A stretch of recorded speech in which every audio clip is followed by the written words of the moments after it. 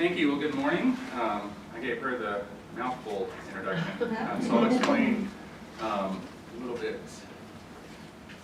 differently. Oh,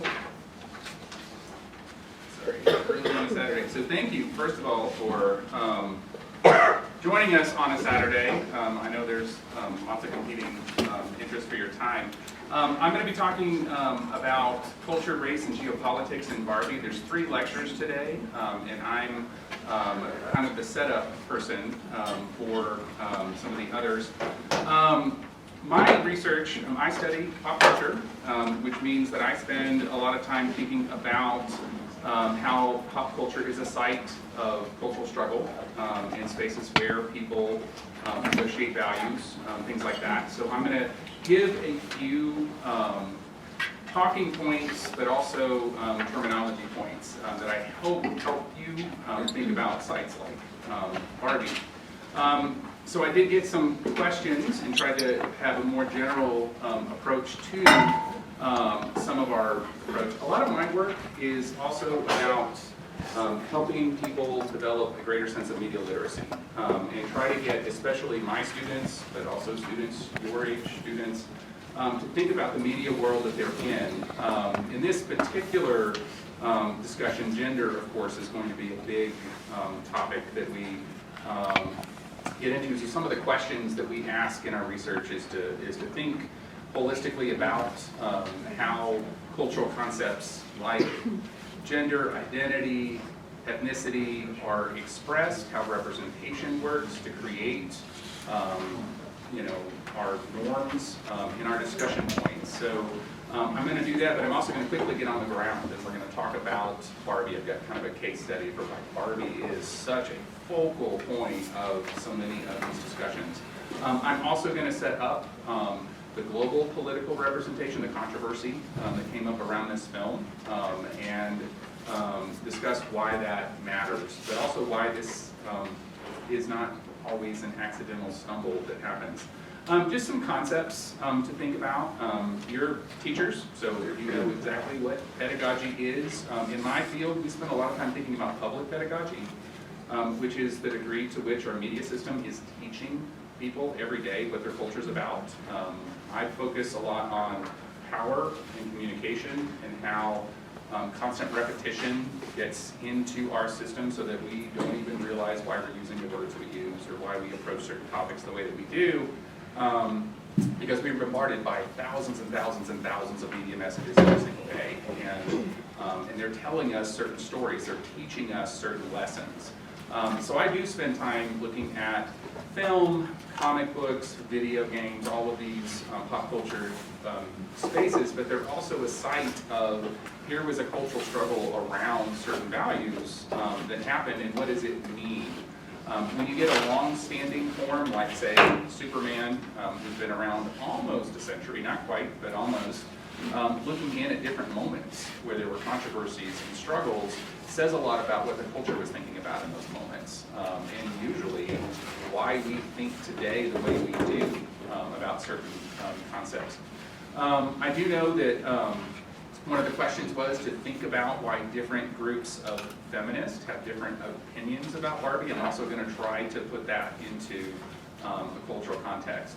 So this Barbie film that we're talking about brings up lots of issues, both overtly in the text. One of the reasons why, when I saw this text, I have a 13-year-old son, so we were definitely going to go see this. I believe very strongly that gender is not a space that should be solely put for certain gender identities. Everybody needs to talk and think about this.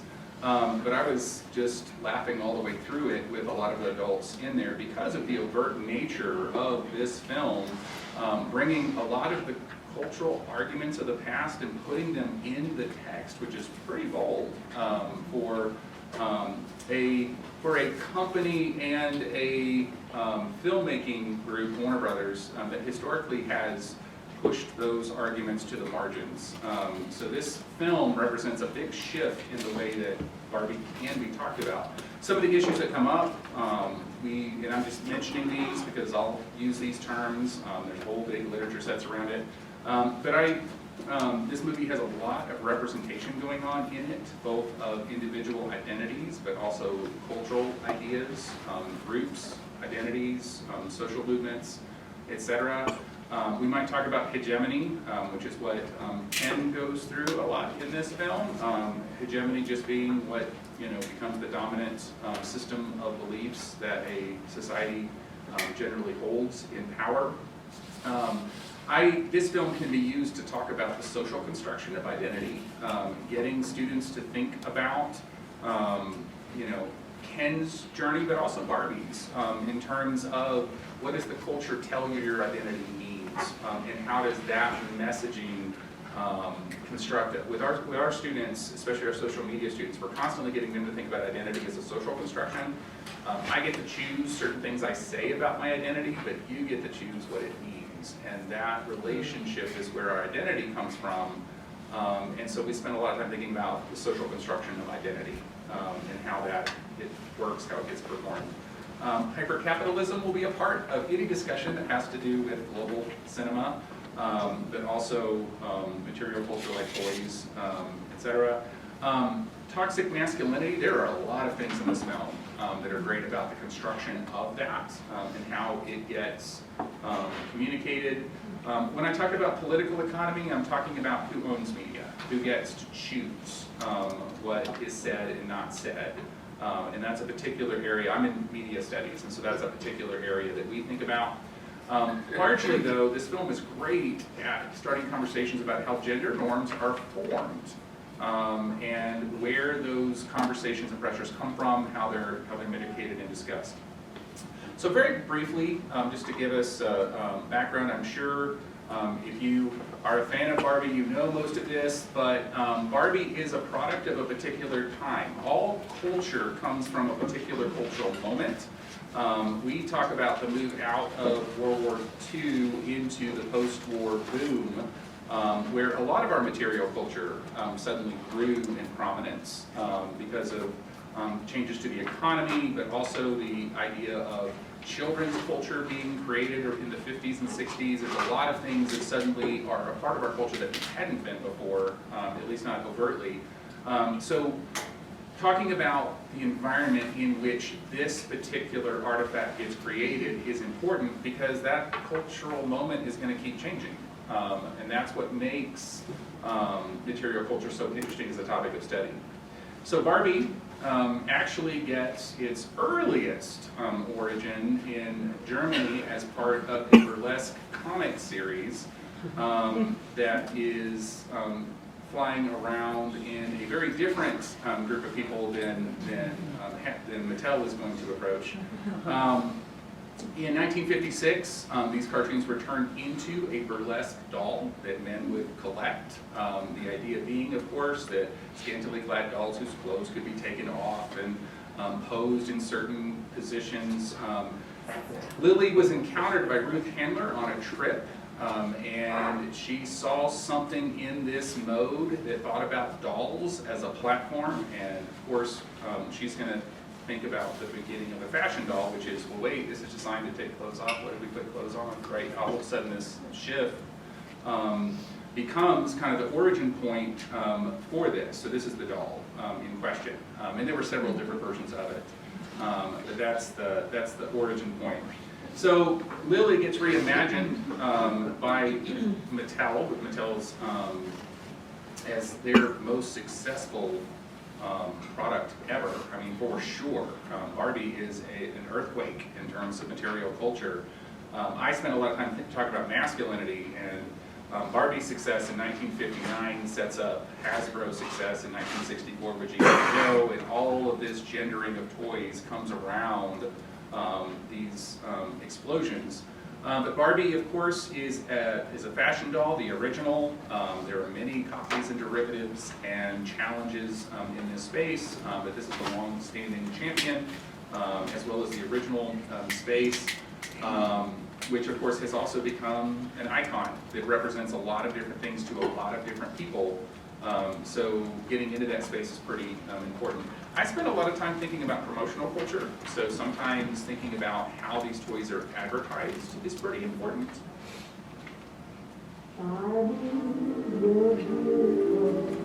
This is the original ad. My Barbie doll is real.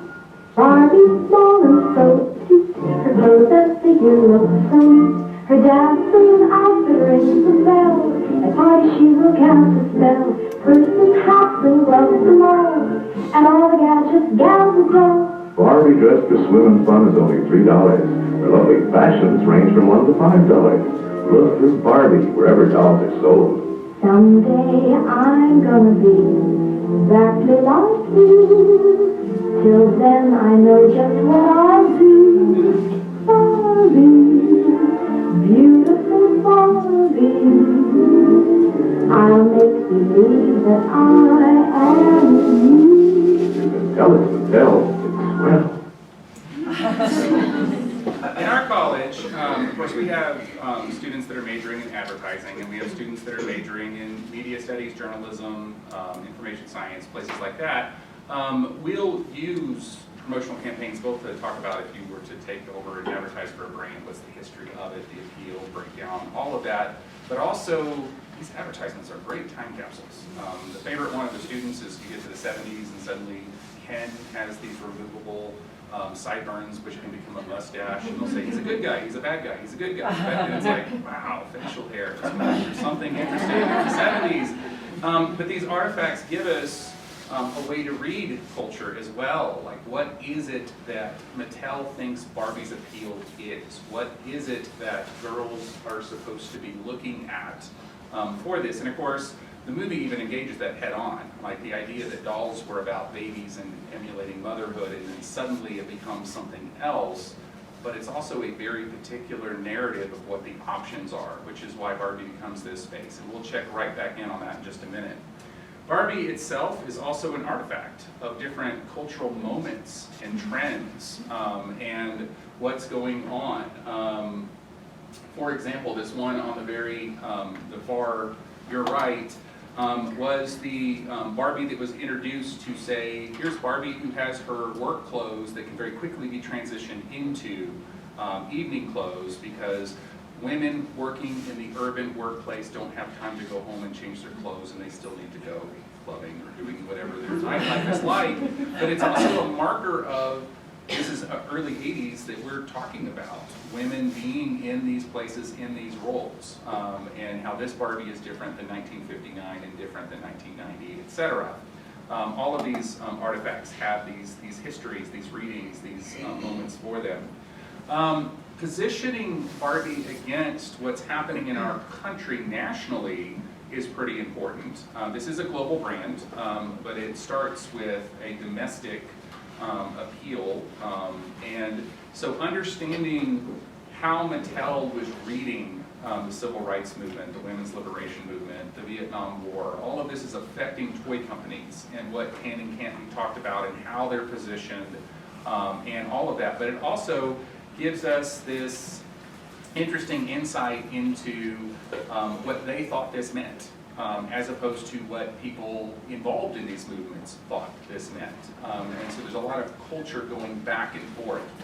In my work, I do study political economy, who owns, who develops, who produces, all of that, but I also study fan culture and everything in between. So there's this uncomfortable relationship about what sells and how it sells and when and why and what that conversation's about.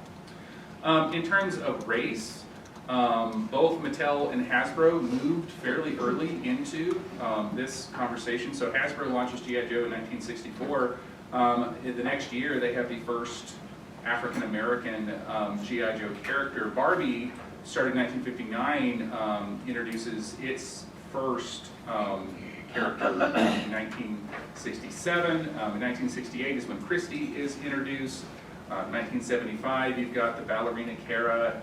1981, I didn't realize these were showing up this way. 1981 is where you go from, Brad was the African-American character in 1969, but there's always this question about, why can't Barbie be black? Why can't Ken be black? And sometimes Mattel would finally come around and say that's important. Not to make these characters sub-characters, supporting characters, but to take the main text and give. In other words, we don't want little girls going and saying, I want Kara, but Barbie's white. Barbie can also be coded black for African American. Like Barbie is focal point, so is Ken in certain ways. So there's a history there. The interaction with second wave feminism was very interesting in that moment and in that culture, and in many ways, Mattel does respond fairly favorably in the eyes of many of the feminists of that time, but they are also of a particular generation, the same generation that is having these conversations. So to talk about the success of Barbie as a feminist icon is to see how Barbie responds. So Barbie begins with these career choices, being a fashion model, a fashion editor, a ballerina, a stewardess, nurse, babysitter, right? So the early 60s. But if you remember those dates, suddenly second wave feminism is on the scene and talking about the glass ceiling and talking about the wage differential between genders and all of these discussions. So Mattel responds after 1963 with Barbie becoming an astronaut, a student teacher, a surgeon, a flight attendant, embracing that space, showing with the idea being we are going to show girls that these are choices for them. Even though our culture may not have said that yet, they need to grow up believing that so that they have other goals and aspirations. In the 80s, after the Reagan Revolution, when we started this big culture war perspective that was happening, Mattel leans in even further on that, because suddenly now Barbie can be an ambassador for world peace or a doctor, in the military. All of these things that weren't actually choices at that time with those groups of people were being championed by Mattel. But this is also Mattel having a very particular understanding of what feminism is and should be, and kind of consistently applying this model over time. So let me sit down and talk about for a moment why this question about, is Barbie a feminist icon? Why is that such a complicated conversation? Part of that has to do with which wave of feminism is being engaged when we're having this conversation. If you talk to second wave feminists, they will say, well, absolutely, they were putting into kids' hands the message we were trying to raise in the 70s and 80s, and there is absolutely a feminist message embedded in that. Where it gets more complicated is when third wave feminists interact with this text and will say, well, there's not a lot of intersectionality, there's a lot of social issues that are not being talked about. It still replicates certain gender norms, and it doesn't do as well on some other issues. But that's because, and this is the fan studies person in me, but also the culture studies person, of course, feminism's a moving movement. It has different groups and different goals and different generations of discussion. But that's what makes this site so interesting to watch how this company responds to different challenges. Some of the missteps, some of these showed up in the movie, which was great, which is why I was laughing all the way through it. Growing up Skipper in 1975 got a lot of criticism with the inflatable chest that made her suddenly transition from girlhood to motherhood in these very physical ways, which was uncomfortable. Sherry Smile Becky, who's in the movie, but they don't point out the reason why that was such a controversial doll was it was very quickly pointed out that Sherry Smile Becky's wheelchair did not fit through the doorway of the dream house. So unfortunately, Mattel, trying to do something and not paying attention to these very real issues, ran into a lot of controversy. And of course they did eventually make the dream houses bigger and the wheelchair smaller and try to work that out. Oreo Fun Barbie in 1997, I remember that one. That was when Mattel learned, wait, Oreo has a racial connotation among certain groups, right? And this is when we talk about political economy, when you have mostly white men making decisions for women and people of color. They don't know these cultures. They are speaking about them. That's the representation paradox. They're speaking about people without knowing the language. So that was a pretty controversial one. The pregnant midge that comes up in the film, this was very controversial. Part of it was because images like here. We think it's about the baby. So Midge would go from, she could get pregnant, she could have birth, she could go through this whole cycle of early motherhood. But the controversy around that doll, the reason why it was discontinued, had nothing to do with any of that. It was because cultural conservatives thought this doll was promoting teen pregnancy. Because Midge is a younger character in the Barbie universe, and even though Mattel kept saying she's got a wedding ring, she's got a husband, she's got a whole family, that perception in culture is much more important than to the culture than what's actually intended. And then, you know, more recently, the totally styling tattoos Barbie created a moral panic.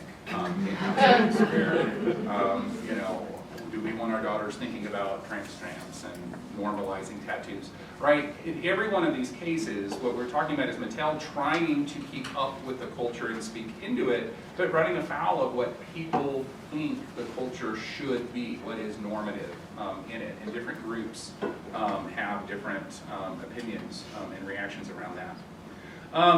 Barbie has also long been critiqued for the proportions and the body image of it. These critiques were largely ignored by Mattel for a long time until 2014, when suddenly Barbie sales slipped and somebody said, hey, did you know they've been criticizing Barbie's size? And I'm like, yeah, we knew that. I'm surprised you didn't know that. But that's a pretty common critique about Barbie. If a human were proportioned like Barbie, they couldn't stand up straight. Of course, Barbies are hard to stand up straight anyway without shoes.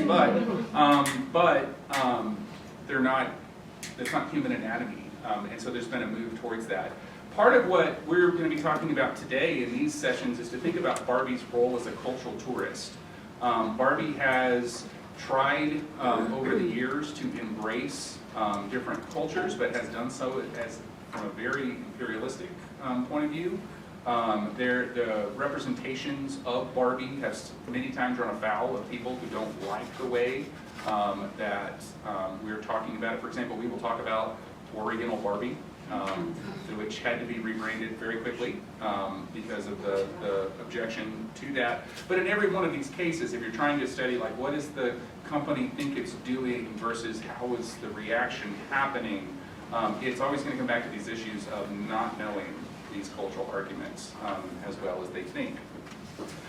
So in 1981, this is when Original Barbie was introduced, and that created a big backlash because how could in 1981 a company like Mattel not understand the meanings of the difference between those terms and the cultural identities? This is a product, but naming a product of a person by this term is very offensive in many different ways. But again, this is Mattel trying to do good things, but doing it from, as the movie showed, a room full of white men trying to create culture for representing people that they're not, and not knowing some of the discussions. Some of the research that has come out recently, Barbie's representation in the Indian market has been a pretty important space. Barbie had originally tried to represent Indian clothing as a fashion piece, and that met with a lot of objection. When Mattel tried to get into India to sell Barbie, they ran into even more problems. And so looking at Barbie as a site of cultural adaptation is a really interesting case too, because these are three different Barbie products, but they're also coming from different spaces. What Mattel first bungled and then figured out was if you're selling a Barbie doll in India, you actually have to sell about 12 or 13 different ones for regional differences in dress, culture, custom, all of that.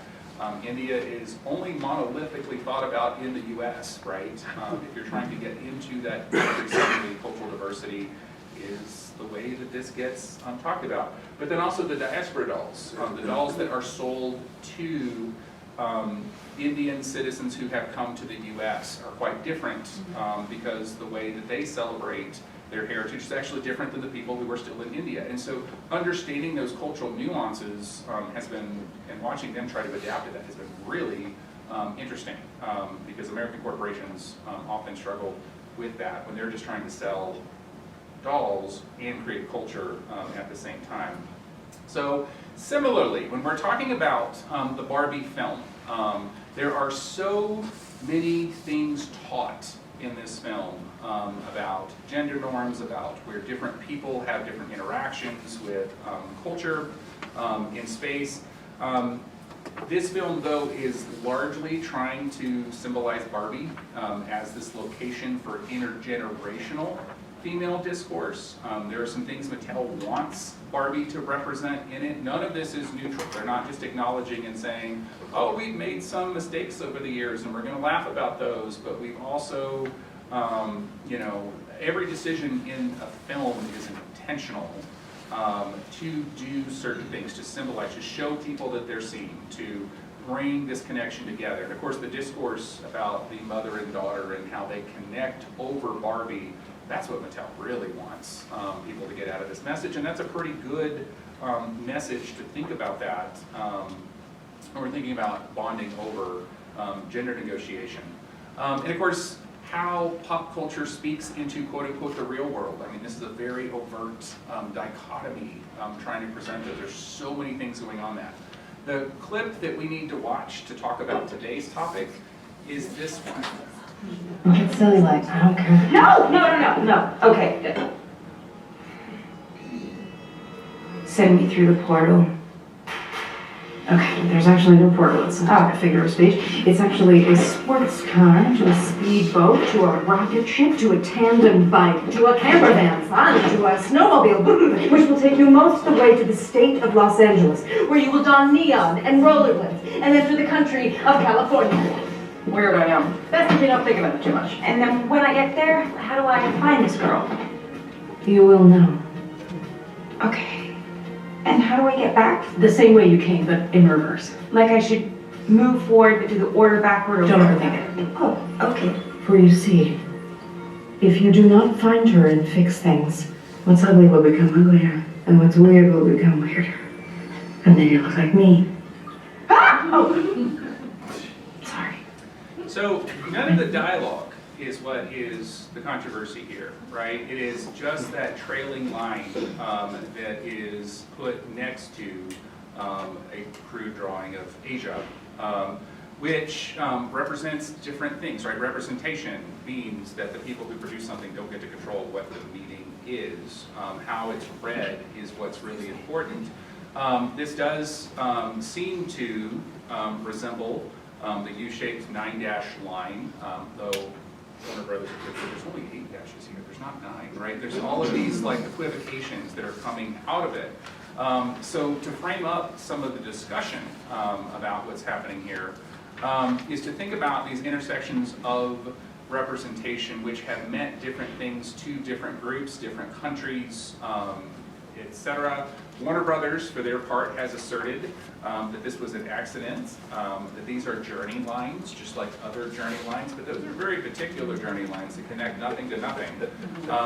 And of course, quite rightly, from a media studies perspective, I would point out that while this controversy is happening, Vietnam, of course, bans the film because they object to any portrayal of this political situation, especially one in which pop culture is trying to override world opinion on this controversy. But Mattel and Warner Brothers also exist in an environment where the American film industry has been trying to get films in China every which way they can, which is why some of the cast members are configured the way that they are, but also why some of the representations through the film are configured the way that they are. It's hard to just think this was an accident, and that's partly because there's so many things in this film that are intentional and are specific for certain markets. And from a Mattel perspective, having Vietnam ban a film and China accept the film, those are different sized markets for the cultural discussion that they want to have. So all of their assertions are always read from a suspect perspective. That's what I wanted to set up. We're gonna have a film scholar and a China expert talk about how those discourses work in a local environment. But I also know I introduced a whole bunch of stuff and didn't give you a chance to weigh in, so I wanted to ask if you had any questions right now before we move on to other perspectives. You even just said right there, like when they put those lines in, I mean, they were gonna sell this movie, they were gonna show this movie in China anyway. Did this just increase, their idea would be to increase popularity in China? And part of what I suspect Tim is going to tell you about China, it's also about what the party thinks about a piece of culture, because the Chinese market, I'll talk from a media studies perspective, the Chinese market, Star Wars did very poorly over there, despite them sinking millions and millions of dollars trying to get into that market. But part of the reason Star Wars didn't do well was because there were some local cinema offerings that were just outsold it. And so party endorsement matters, cultural endorsement matters, how it gets to be promoted usually has to do with how the regime thinks about whether this is favorable. And something like this, to say, oh, here's a popular culture that reifies our position that the world disagrees with, is a reason to get on their good side to suddenly change the way this film gets promoted. So yes, it was going to go to China anyway. It was also going to go to Vietnam anyway. But, right, this decision helped in one case, and I'm not saying whether it's intentional or not, helped in one case, did not help in the other.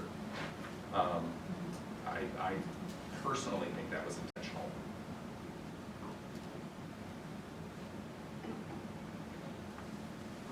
Sure. Well, if nobody else. Yeah. The other, going back to, because I thought about the introducing the Black Barbie or introducing the astronauts or these feminist movements, I mean, Mattel is trying to make money.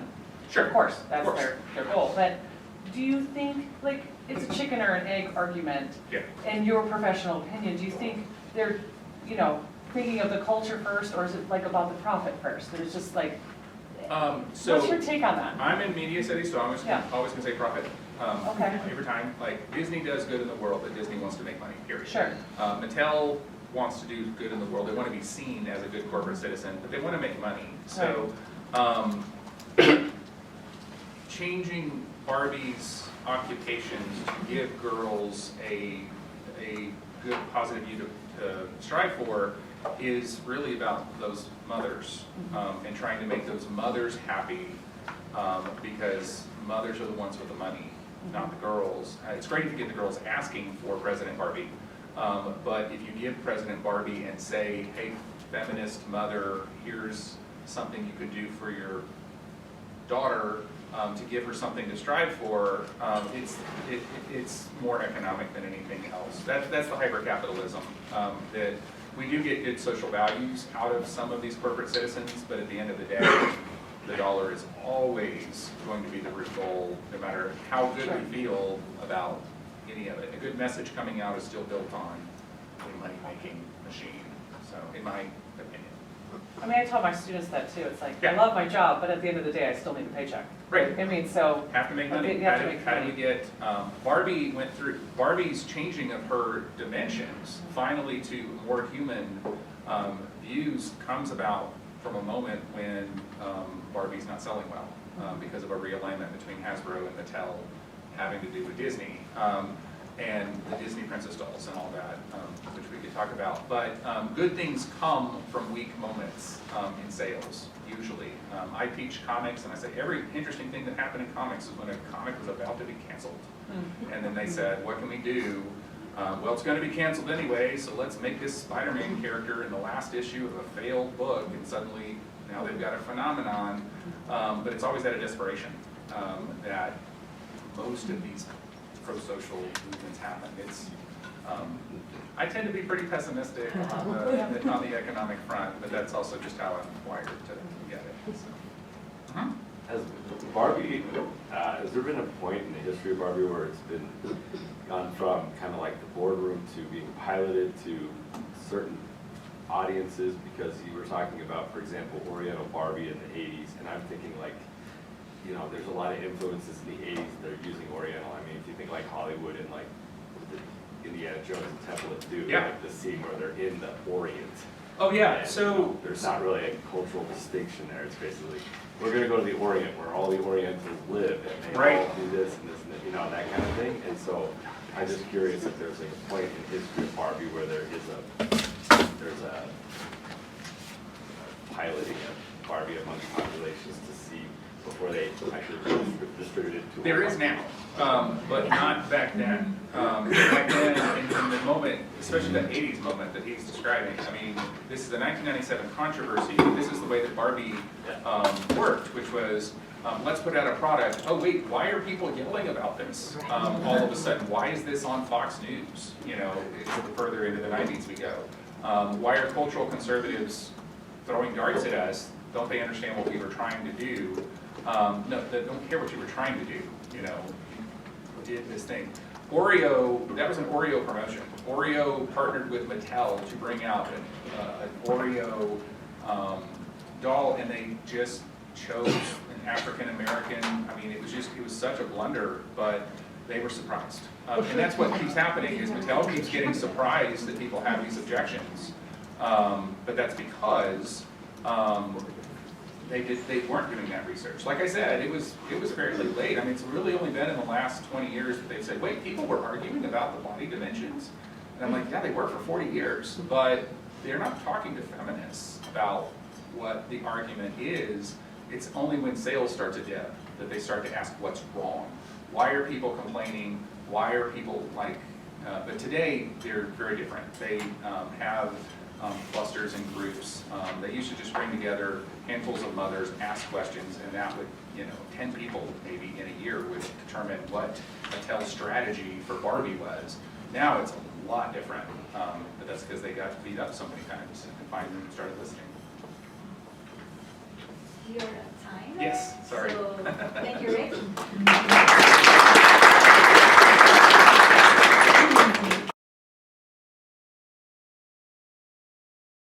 Thank you. So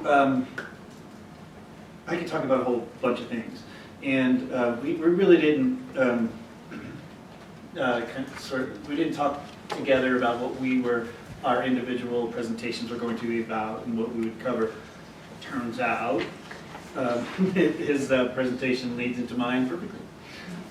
So we're going to start. We're going to start with Barbie. We're going to talk about a lot of things. We're going to talk about Star Trek. We're going to talk about TV history. We're going to talk about Chinese cinema, geopolitics, patriarchy, and we'll just leave out horses again. Good. I was worried about that one for a minute. Let me start with my story about Barbie, though. We started out with the story about Barbie there. I have a 20-year-old daughter. She's a student here. She goes to CU Boulder. And I have a 14-year-old son. And so the three of us saw Barbie together. And wow, that was a fun conversation on the way home in the car. I should also tell you that one of my favorite films to teach, is a movie called The Godfather. So you can imagine what that conversation was like on the way home. My daughter was like, oh, did you like that film? They made fun of the Godfather. And I said, loved it. I loved Barbie. Absolutely loved it. I love the fact that they made fun of the Godfather. In fact, what I'm going to do in the spring, if the movie's out, in time for us to access it, what I'm going to do is teach the Godfather one week, and then next week teach Barbie, so we can talk about reaction to it. Theoretically, I'm a deconstructionist. I study deconstruction. I write deconstruction theory. I'm one of the few people who would tell you I love to read Derrida. If anybody's read Derrida, you'll know that's entirely insane. That I love reading Derrida and I love talking about Derrida and using Derrida. Won't mention his name the rest of the presentation, I promise you. So I wasn't quite sure which way we're going to go, but I have a little better idea. My area of study is film history, also TV history as well. And before I get to this, there was a couple things that came up there that I thought were interesting and I want to address. And you were talking about the intersection of culture and money and purpose in film. Let me talk about TV and the history of that for a second, because there's an interesting story I think you will all enjoy. And that goes back to Star Trek in 1966. Anybody Star Trek fan? Anybody watch Star Trek at all? The newest series, Strange New Worlds. Is anybody familiar with that? Okay. Wow, we're down to one. Now we're getting down. Two. All right, two. Great. Okay. This includes the original 1966 all the way up to now. This is a great story about Star Trek. So the original Star Trek in 1966, the first pilot episode. Nobody saw this on TV. The first pilot episode was about a captain of the Enterprise, and his name was Captain Pike. You know this story. So the first episode, the pilot, was Captain Pike. The first officer was a woman. Number one was a woman. And then Spock was sort of like third. He was science officer in that original. Well, the CBS Studios at the time hated it. And they said, no, we can't show this for several reasons. Number one, it's too cerebral. The audiences won't like it. It's too cerebral. 1966. Number two, we can't have a woman in a position of power. Audiences won't accept that. This is 1966. It's TV. That won't happen either. And three, there's not enough sex in it. So those are the three things that the studio said. Just think about that. We're talking about Barbie, right? Just fast forward and Barbie and how that's, all those things have been broken down completely. But going back to Star Trek. So they redid the pilot for Star Trek. The actual pilot that was shown was the crew of the Enterprise that we know. It was Captain Kirk, played by William Shatner. They got rid of Pike. And the number one, the first officer, was Spock. So evidently, audiences of 1966 could handle an alien as the first officer, but they couldn't handle a woman as the first officer, right? But also on that crew was a black woman, played by Nichelle Norris.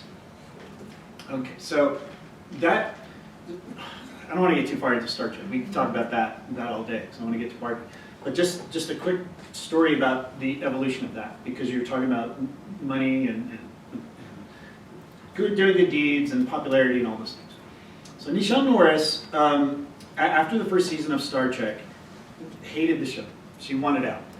And so she was thinking about leaving the show, and she happened to be at a march in Los Angeles after that first season. And she met Martin Luther King. And they were talking about the show, and she said, well, I think I'm going to leave the show. I just pressed a bunch of buttons. It's really stupid. I don't do anything. And Martin Luther King said, you absolutely can't do that. You can't leave the show. And she said, why? And he said, it's the only show that I let my kids watch on TV because of the representation, because of you're a black woman on TV screens every single week. Even though you don't do anything, even though you don't think you're doing anything, you're doing something really, really important. And so Nichelle Norris said, okay, I guess Martin Luther King said I have to stay on the show. I'm going to stay on the show. So she stayed on the show. As she went on to be, of course, a great success, and not just in the show, she worked for NASA. She did recruiting for NASA eventually in the 70s. She recruited people of color, and particularly women of color. And she became a giant in the figure of TV and of aeronautics, and just women of color in general. So there's a great story of sort of the intersection, right, of culture, of money, of perception, of studios, etc. And by the way, Star Trek was a horrible bomb its first year, as far as the studios were concerned. It didn't make money, it didn't have this great viewership, they wanted to cancel it. There was a huge write-in campaign for to keep this show alive, and the studio said, okay, we'll keep it going for another season. It went for another season, the same thing happened, there was a huge write-in campaign, it went for a third season, which was horrible. If anybody goes back and watches the season 3 of the original series, it's terrible. But anyway, look what happened to Star Trek from those beginnings. And now we have Strange New Worlds show, which goes back to the original Captain Pike with a woman as number one, and all kinds of diversity on that show. So I use that as an example in many ways, as an example of how things can change in media, in popular culture, TV, movies. And even though representations across film history are terrible, still aren't great, they're actually somewhat better in certain areas, and they can get better in certain areas. And that brings us to the #1 movie of the year, and the reason why we're here today, and I think kind of what you want to talk about. And it's Barbie, crayons and the geopolitics of film. I chose crayons because crayons is what sparked the whole controversy. It's the map that was drawn there, and talked about it a little bit. The map that was drawn that sparked the controversy. What is the actual controversy? You mentioned it a little bit. I'm going to go into a little bit. I assume that Tim is going to go into a little bit more. I'm not an expert on China and the history of it, but I am an expert on Chinese cinema and the history of Chinese cinema, so I want to get into that in a little bit. So what is the actual controversy? Is it culture or geopolitics? This is a picture of a Chinese actress. Her name is Gong Li. And this comes from a movie from, I forget the year. I have it later on one of the later slides. It's 1992, I believe. It's a film called Raise the Red Lantern. And I will talk a little bit more about that. But I give you this picture just to sort of tease.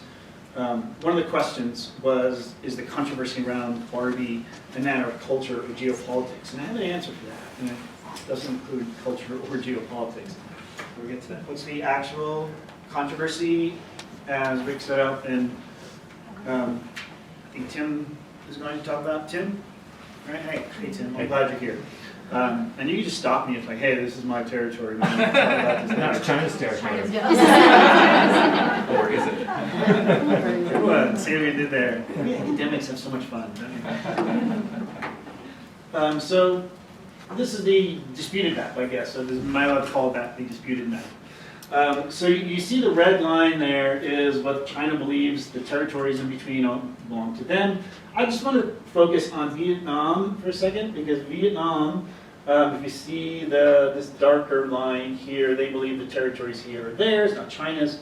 But also Philippines, which we didn't talk about. Philippines is an interesting middle ground that I want to get to, because this controversy involves China, Philippines, and Vietnam.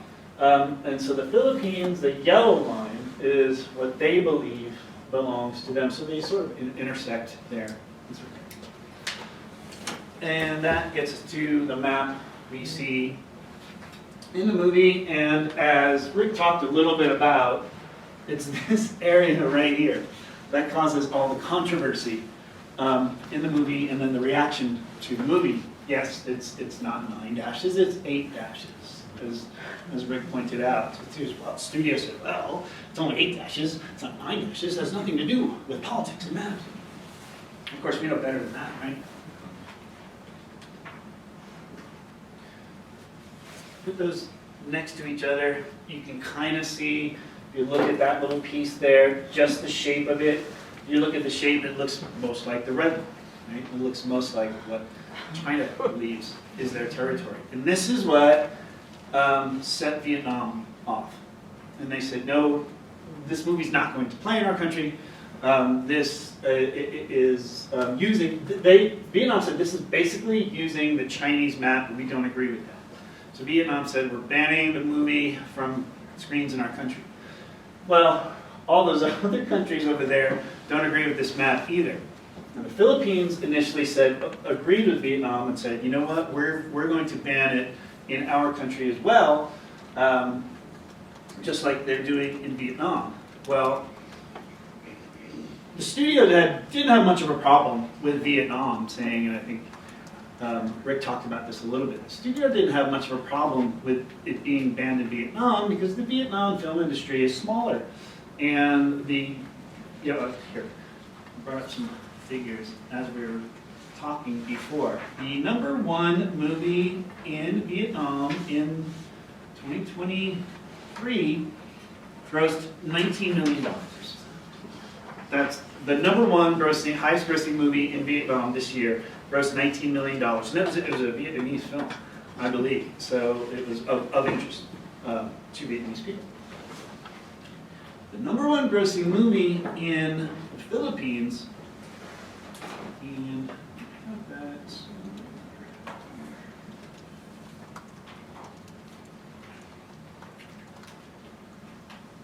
the number one grossing movie in the Philippines in 2023 was Barbie. After the studio argued to the Philippines and said, no, it doesn't have anything to do with politics, it's just a crayon map, and it's just showing the journey, so you know the argument. But the number one grossing movie in 2023 in the Philippines was Barbie, and that was $100 million. Right? So the studio made this calculation, said, Vietnam, we're not even going to address your concerns. We don't care if you ban it there. In fact, it helped the film out all over the world because no publicity is bad publicity, right? So it publicized the film. In the Philippines, however, the studio said, well, wait a second, it's going to do $100 million of business. We want that $100 million. So they made an effort to lobby, the studio made an effort to lobby the government of the Philippines, which worked. The film played on screens. It's grossed $100 million, and the year isn't even over yet. So this is what this is the quote from the head of Department of Cinema of Vietnam said. You can see, we did not grant a license for the movie, and you can read that yourself. Can I ask a stupid question? They don't do the questions, only no. They don't censor films in the United States, and that would be undemocratic. They don't censor films where? In the United States. They don't censor films in the United States. That's a question mark. It's such a good question, because we sort of do in many different ways. Whether it's the studio doing it themselves, whether it's the ratings system. So it's so funny you mentioned this. And this week in one of my film classes, we're talking about the Hays Code. Does anybody know what the Hays Code is? Never heard of the Hays Code? This is fascinating. Hays code, if you want to look that up. This was it was a code that Hollywood used to censor its own films starting in 1934. So from 1934 to 1968, the Hays Code, and it was the Hays office that instituted the code. You had to send a movie to the Hays office for approval before you were allowed to release the movie. And the code had a whole bunch of really long list of things that you could and couldn't do. For example, you couldn't show someone or a couple kissing for more than 3 seconds. You couldn't show a couple in bed together. You know the old I Love Lucy show, right? The separate beds. You couldn't show, here's my favorite, toilet bowls. You couldn't show toilet bowls. That was part of the Hays Code because it was indecent and vulgar. So Hollywood actually censored movies for a very long time. That went out in 1968, but the rating system came in 1968. The code is just, we do whole days about the code. But anyway, this is what Vietnam said. This is what they said in the Philippines. It's okay, it's just weird Barbie, it's crayons, it's just, no big deal. We really want your $100 million. That's kind of pretty much what they said. Is it culture? Is it, or geopolitics? I'm going to say it's neither one of those things that cause the controversy. It's money. It's money that causes all of these controversies. And we can go back throughout the entire history of film. I can give you thousands and thousands of examples. But I want to talk to you about Chinese cinema, because I know you're going to be talking about Chinese politics, I believe. Is that right? Are you talking about Chinese cinema at all? So, okay, good. So I will, this is how we collude here in academia. So this was Raise the Red Lantern, the movie I was, the picture of Gong Li from 1991. Actually, Gong Li is in all 3 of these films. She was the girlfriend of the director, Xin Yang. Well, let's go back here. It's in 1988. His first film, the director, Xin Yang, his first film was from 1988. And I have to tell you a little bit, tiny bit about the Chinese film industry, the history of Chinese film industry. There was a film industry pre-World War II, pre-now, up until 1948, when the Beijing Film School was closed down in 1948. Okay? It didn't reopen until I think it's after Mao died, 79, I think. What year? 76. 76, right. So I think it was 78 or 79 that the Beijing Film Academy reopened, right? Pre-1948, there were 4 generations of film school directors that came out. In 1978 or 79, when it opened, the first graduating class of directors is called, what we call in film history, is the 5th generation directors. It's the 5th generation of directors to be schooled at the Beijing Film Academy. Even though the first 4 were pre-1948. But it's the first post-Mao generation of film directors. Yiwu Zhang, this director who did these 3 films, went on to do these 3 films, was in that first class. Now, Chinese cinema was closed to movies from, well, closed to Western cinema from 1948 until 1978, basically. So this first class of film school students comes in, and the first thing they start to learn is movies from 1948, and then they studied 1950, 60, 70, et cetera, et cetera. So the first generation, this 5th generation, the first generation once it's reopened, their films tend to show tendencies of film history going back to the 40s and 50s, okay? Probably more about Chinese cinema than you want to know. The first film, Red Sorghum, in 1988, is this wonderful, you can access all these in many different ways and if you want to see these films. The first film, Red Sorghum, 1988, the Chinese government loved it. They loved the film, they promoted it, it went out to film festivals around the world. This was the first look we had in Western society of Chinese filmmaking in 40 years. And so this film came out, it was really sort of a watershed. There's another film around the same time called Yellow Earth that was similar, that came out that Western audiences were able to see. The Chinese government loved this film, promoted it all around the world. They thought it really promoted Chinese values, a great story about Chinese history and independence. And it showed the Japanese in a really bad light, which is, right, in China is always a good thing. His next film, Judo, and Raise the Red Lantern in 1991, back-to-back, were banned in China. So the Chinese government banned their own films made by this Chinese filmmaker, these 2 films. Yet, the Chinese government allowed them to go out into the world. Raise the Red Lantern was the first Chinese film nominated for an Oscar for Best International Feature. Yet it was banned in China.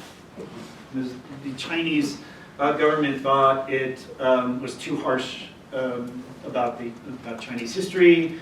Some saw it as an allegory for Tiananmen Square. Long story why they banned it. The point here, though, is that the Chinese government was very selective about what they would ban or what they would allow in China, but they would send everything else out to the world. So the world would look at these films and be like, oh wow, Chinese cinema is really open, it's critical of the Chinese government, it's making money all over the world, and they were gorgeous, wonderful, beautiful films for many reasons as well. But it's convenient for them. And it made the Chinese government look good, even though they banned it in their own country.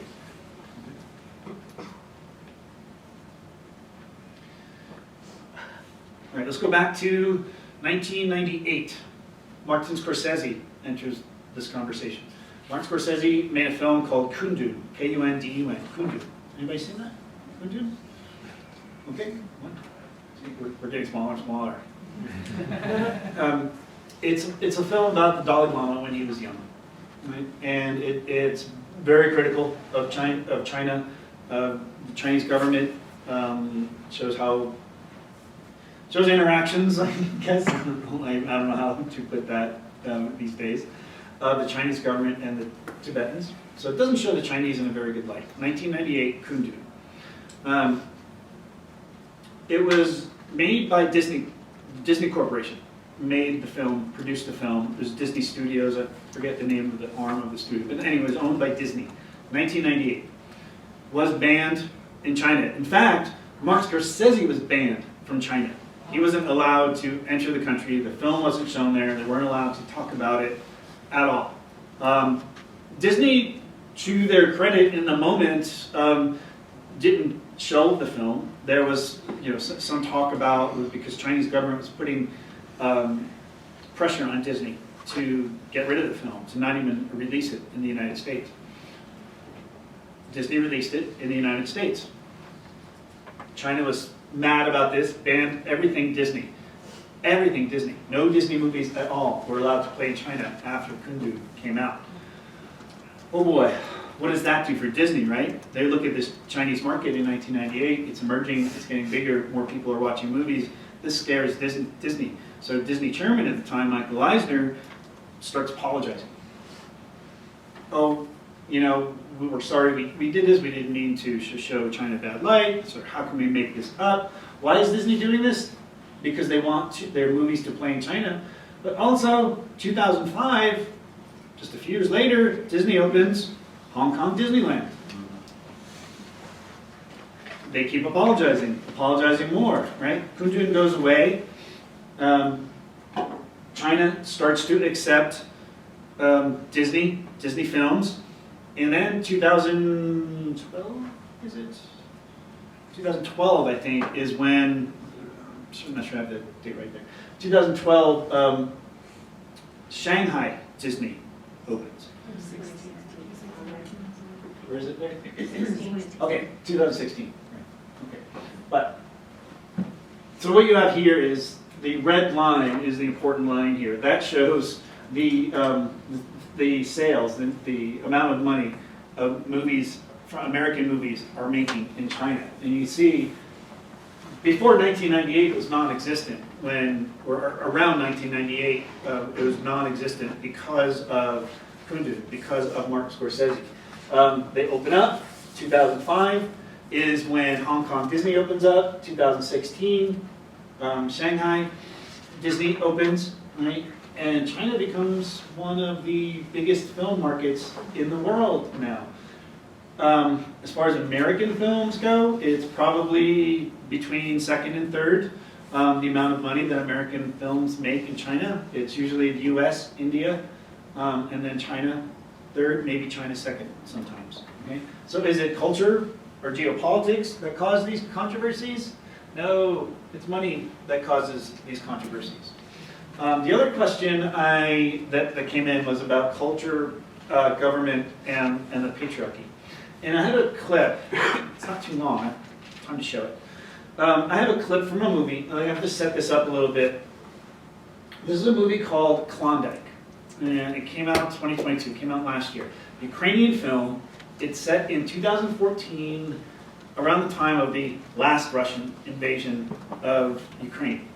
And the setup of the film is very simple. This woman, kind of see it here, she's very pregnant. She and her husband live in the Donbas region where Russia is coming in and attacking them in 2014. Invading them, I guess, in 2014.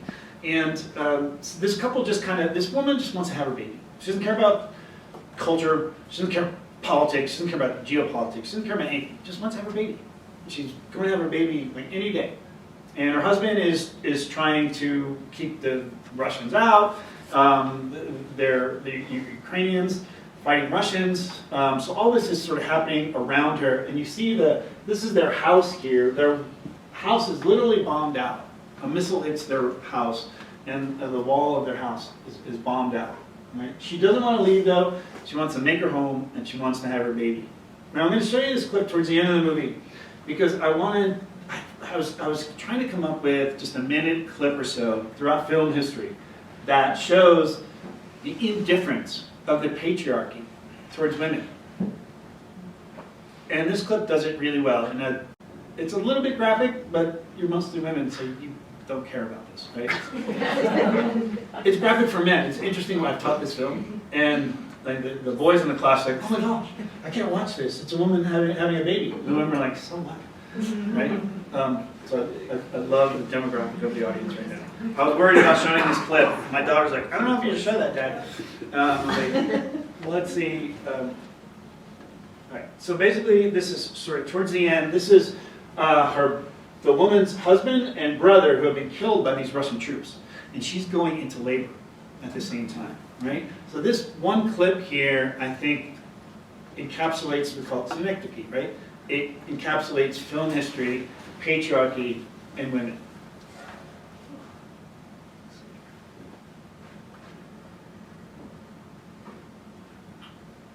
Line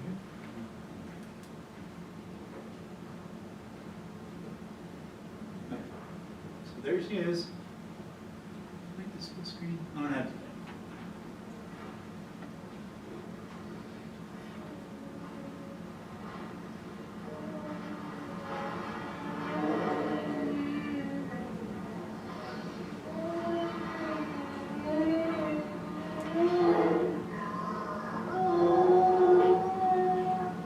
This is a Russian soldier.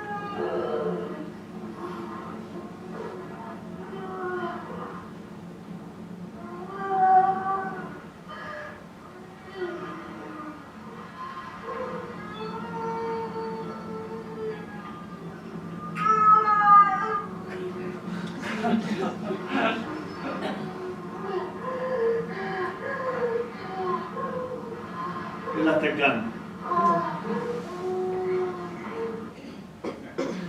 That's about all I want to show. This goes on for 3-4 more minutes in the movie. It's a really difficult scene to watch.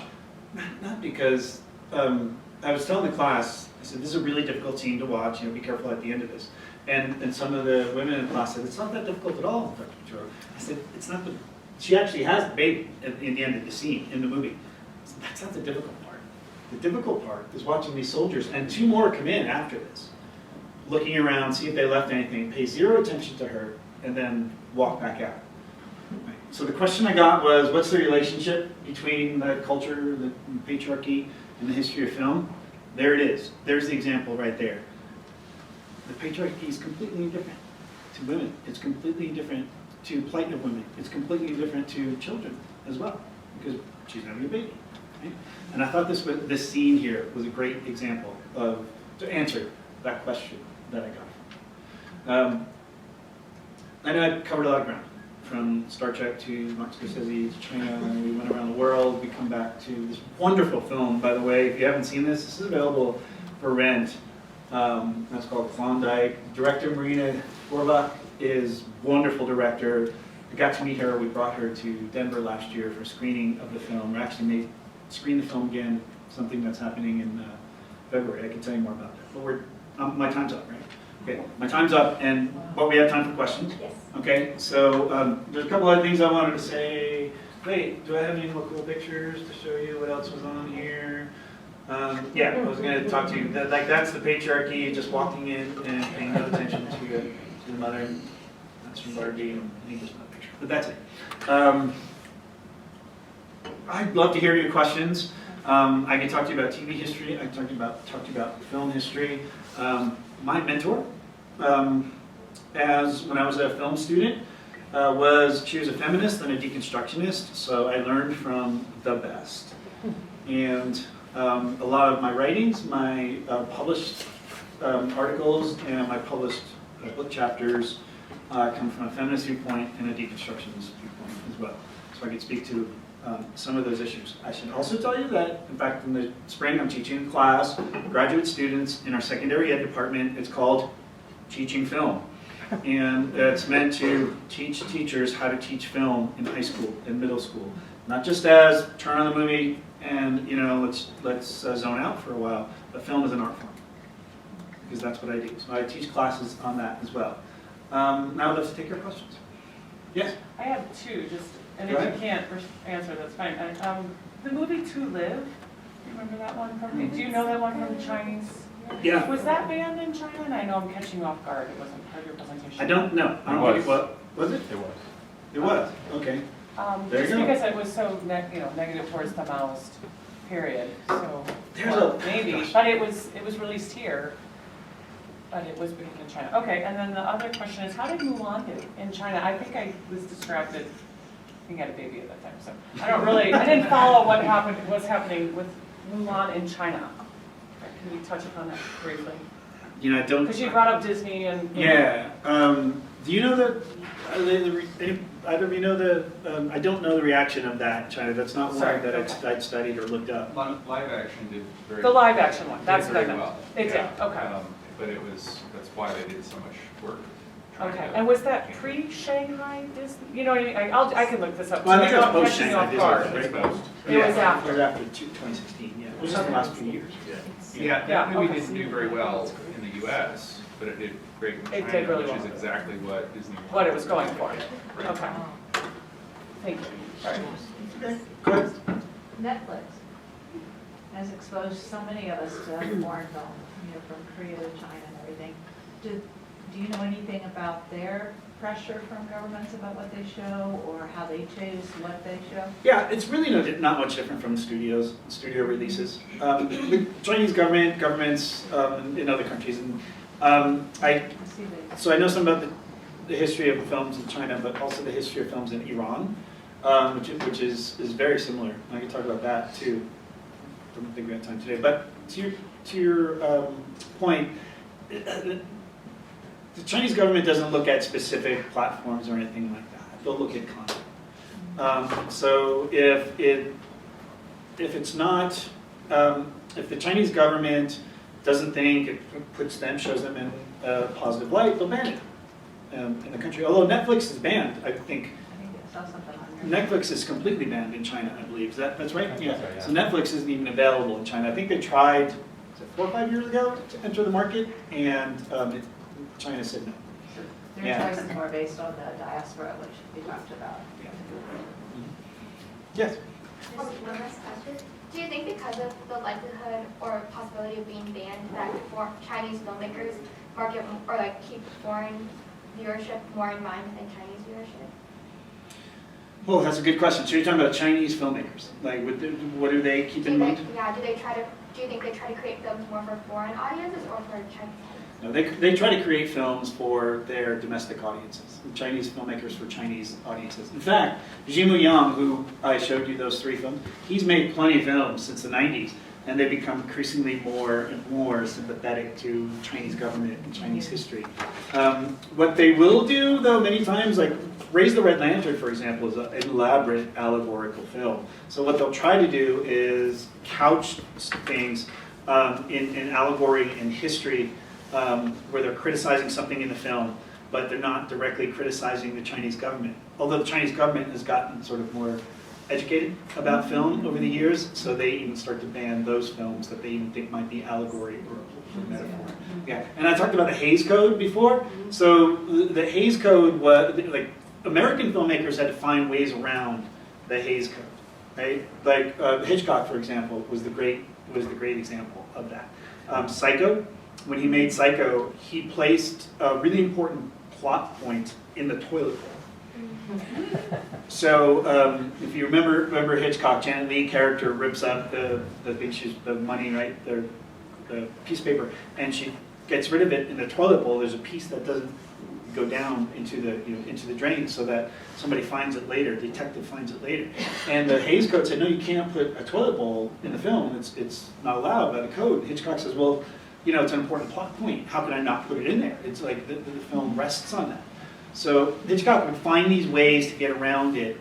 Iranian filmmakers, Chinese filmmakers try to do that as much as possible. They try to couch things in metaphor, allegory, symbolism to try to get around. So if they're trying to criticize the Iranian film, try to criticize the Iranian government.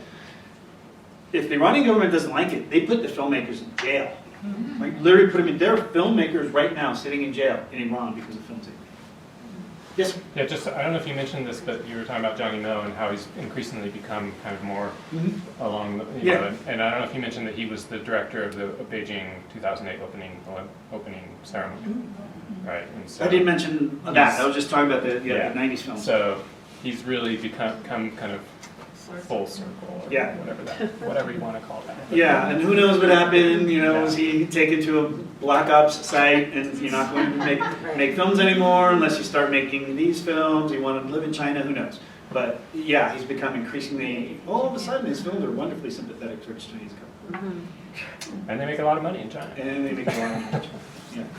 All right, well, I think that's it for me. Thank you very much for having me.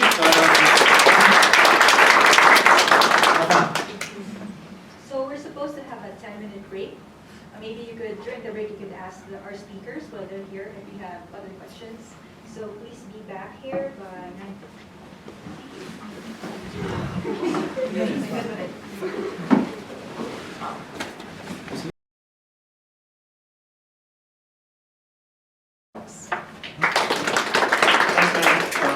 Great to be here. Thank you all for being here as well and for everything that you all do.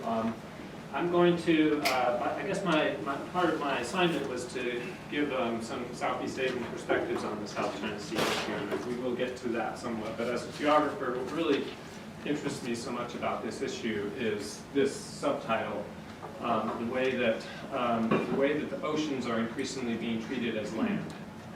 In terms of how countries go about making claims, making territorial claims. And the South China Sea is really the kind of the most pressing flashpoint of that issue. And we might be encouraged to think that all of that is coming from China's own particular approach to the South China Sea, its claims, and that is kind of supercharging or creating these kinds of tensions around this issue. But that's what China's doing in the South China Sea is really just part of a much bigger picture, much bigger process. It was really actually started by the U.S. In terms of thinking about how the ocean is increasingly being treated as land in terms of territory. So China's not a lone actor in this at all. And the U.S. has kind of enabled the approach that China has taken in some ways. In terms of, and then there's also, I mentioned the work that I do with China Made, which is a project that we really focus on infrastructure development, which China has been investing in around the world and in China. And there's a significant technological aspect to what's going on in the South China Sea, and I want to talk a little bit about that. And we will, of course, talk about what's going on with the Southeast Asian perspective. But this is Subi Reef. This is one of the in the Spratlys part of the South China Sea, which is really just a collection of atolls, coral atolls. Technically, under the UN Convention of the Law of the Sea, they're classified as rocks, not real islands.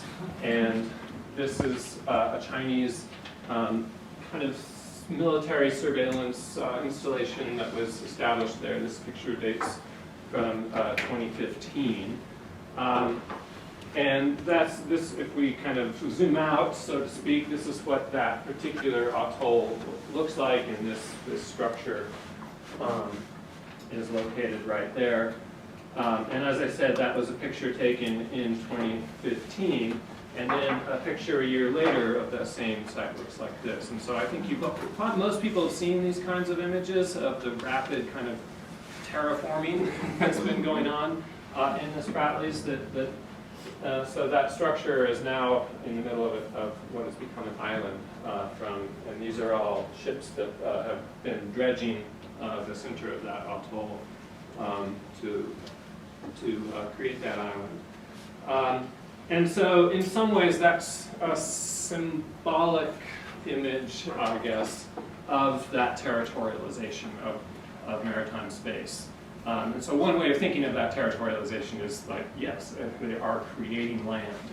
But the territorialization is actually you don't need a land, you don't need an island to territorialize maritime space. And so we'll look at how that's actually happening. So I'm going to go pretty quickly, but the slides will be available to you, and so don't try to write everything down. Just we'll talk about how we got here to this moment where maritime space is increasingly being treated like land in terms of sovereignty claims and whatnot. We'll talk about the technology that's involved in that, and then we'll get to the 9-dash line, of course, and how what you know, the South China Sea issue does in terms of Southeast Asian and China relations. And then we'll wrap that up and address whatever questions and clarifications you have. So I said this story starts with the U.S. and it really dates back to 1945 with the Truman Proclamation 2667, when it was declared that the policy in the United States with respect to the natural resources of the subsoil and the seabed of the continental shelf, the policy was that the U.S. kind of says, well, we get that, right? Anything that we can access on our continental shelf belongs to us. And that was the first claim that was ever actually made for resources under the ocean, or in the ocean, we might say. And that dates to 1945.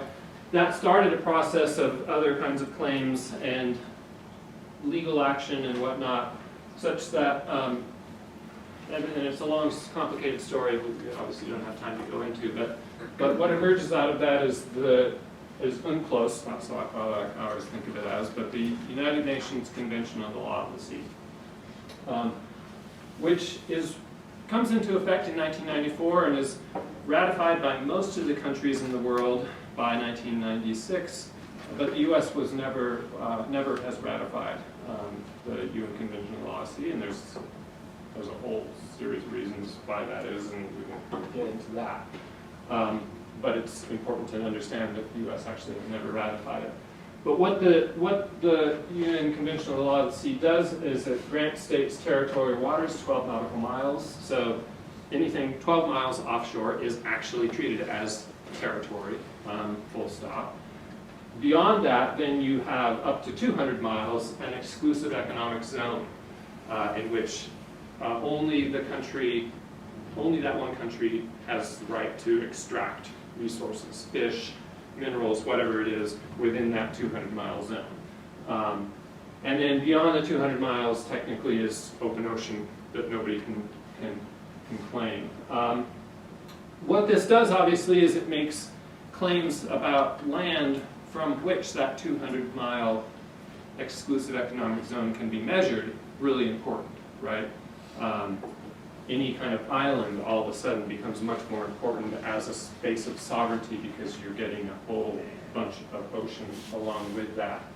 But they were explicit in saying that that land had to be permanently above water and capable of sustaining human habitation. So it couldn't just be a rock like you have in the Spratly Islands. That's why they technically defined those atolls as rocks. They don't count. So, in other words, trying to say that it doesn't matter if you claim these territories because they don't count in terms of the UN Convention of the Law of the Sea. Even if you build an artificial one, it technically doesn't count. This is what all that looks like graphically, right? This is just a picture saying the same thing of the 12 nautical miles, the territorial sea, the exclusive economic zone of 200 nautical miles. The other thing that the UN Convention, when it was ratified, or when it came into effect in 1994, what it said was that beyond that 200 miles, countries can make a claim for their own, for an extended exclusive economic zone, if they can demonstrate to the UN that they have a legitimate claim, either technologically that they have the capability to access resources beyond that 200 miles, or they have some historical presence, or whatever it is. The UN said a claim can be made, and they gave 2009 as the deadline for making those claims for an extended continental shelf. And so it's around 2009 that issues in the South China Sea really start to heat up because of that deadline that was made, because most of the South China Sea is in that extended, it's all technically continental shelf because it's not very deep there. And so all these different countries can make that claim of this is part of our extended continental shelf. And so everyone had to do that by 2009, and that's when things started to get fairly tense, I suppose. As I mentioned, it increases the value of controlling islands, and if you calculate all that out, it subjects over half of the world's oceans to land-based claims of state jurisdiction, right? And so if you look at what that looks like on the map, it looks like this for the Pacific Ocean anyway. So all those different colors, except for the blue, are exclusive economic zones for different countries. And the map will show, if you can read over here, it says disputed boundaries here in the South China Sea, right? But most of these are not disputed for the most part.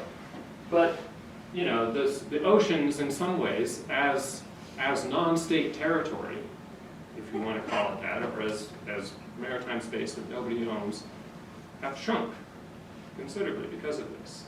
There's less of the world that doesn't belong to anyone. And it's kind of a sad thing, I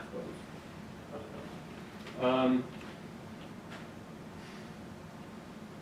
What this represents then is a real shift in maritime law from maintaining, you know, maritime law for the most part traditionally has been all about how do we behave on the high seas that nobody owns. How do different countries behave when they encounter each other?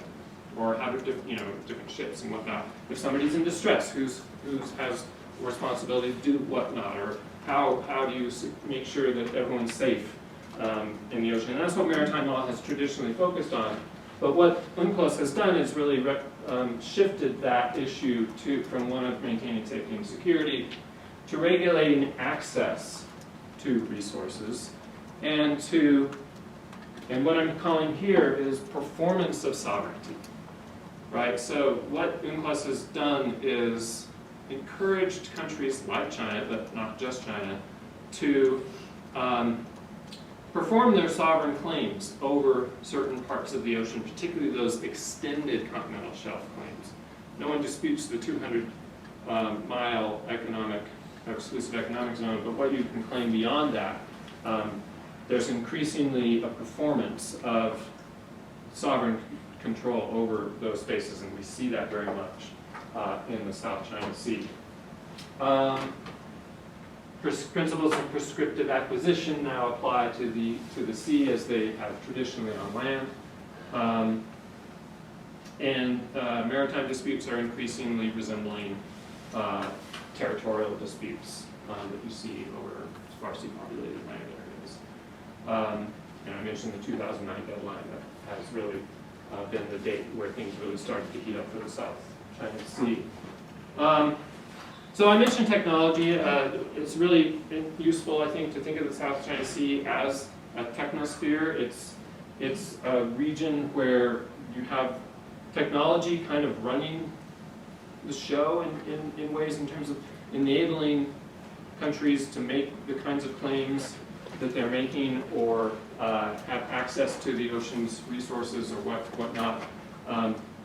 A lot of geographers have been arguing that the UNCLOS, that this shift that I'm talking about in maritime law from safety and security to access that shift is really driven more than anything by technology.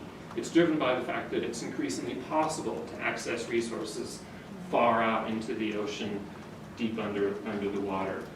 Or to claim a performance of sovereignty by, for example, when you sail into the South China Sea, your cell phone gets a message saying, "Welcome to China." Right? That dates back to earlier times. This was one of the first attempts that China made to kind of to perform sovereignty through a kind of a technological intervention by setting up this radio tower on top of this rock. This was back in the 1990s, actually. But increasing sophistication of oil extraction on movable floating platforms that can easily go around and kind of make claims to maritime space that way. And of course, the incredible technology that China has developed for dredging, in which they can build an island in not just a year, but a matter of weeks, to enormous environmental cost. By the way, these are coral atolls But all these kinds of things have really changed the game. You know, even back in 1958 with the Law of the Sea Convention, this was before the kind of full ratification of UNCLOS,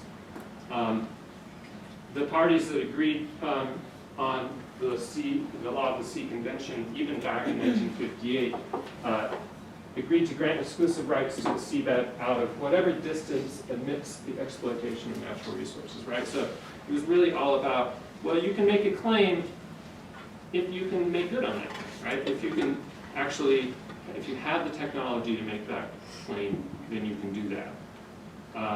And we're seeing that, and so increasingly, you know, and let me just go back to this map. Because, you know, this may seem like, oh, well, at least there's all this ocean left, but now you've got, and this is a little off topic, but now you've got deep sea mining going on in all over the place, and you've got kind of a free-for-all. Nobody really knows exactly how to adjudicate these different claims in what is technically still open ocean. But a lot of different companies and a lot of different countries are engaged in deep sea mining for particularly rare earths that are important for our electric car batteries and these kinds of things. And given the world's appetite for those kinds of resources, nothing's going to really stop that. And I think we're going to get to a point where there's an increasingly you know, legal battle and redefinition of even what appears as open ocean to become property. But going back to the South China Sea, this is from an Australian scholar named Andrew Chubb, who's done a lot of interesting work on the technological developments in the South China Sea, and you know, he argues that there's no more vivid illustration of the role of technology in creating new kind of boundaries and territorializations of the sea. There's no better illustration of that than China's construction of artificial islands in the Spratlys. Like this one, that little installation that we saw initially right there. And here's just that's the same place that, you know, by 2017, another year later, it's like a full-on military base, right? Full-on island. Is that what it's used for? Is it a military base? Well, it's, you know, depends on who you ask and what defines a military base. The Chinese will say, no, it's not a military base, but it is capable of accommodating military craft as a courtesy, I suppose, right? It's like, well, if we're going to have this, we should make it available to military craft. But they call it a scientific kind of installation, but also there to kind of protect Chinese citizens who are there fishing and those kinds of things. It's a security, so they would call it a security base more than a military base. And are there many of these, or is this like the biggest example? There's how many are there total? China has probably built about 5 or 6 of these kinds of islands, but I don't just have the total, because they're always building new ones, yeah. Just for clarity, so you're saying like the 200 miles off the shelf, because I read the article that was sent to us around that, the UNCLOS says that's economic sovereignty for that specific country. Yeah.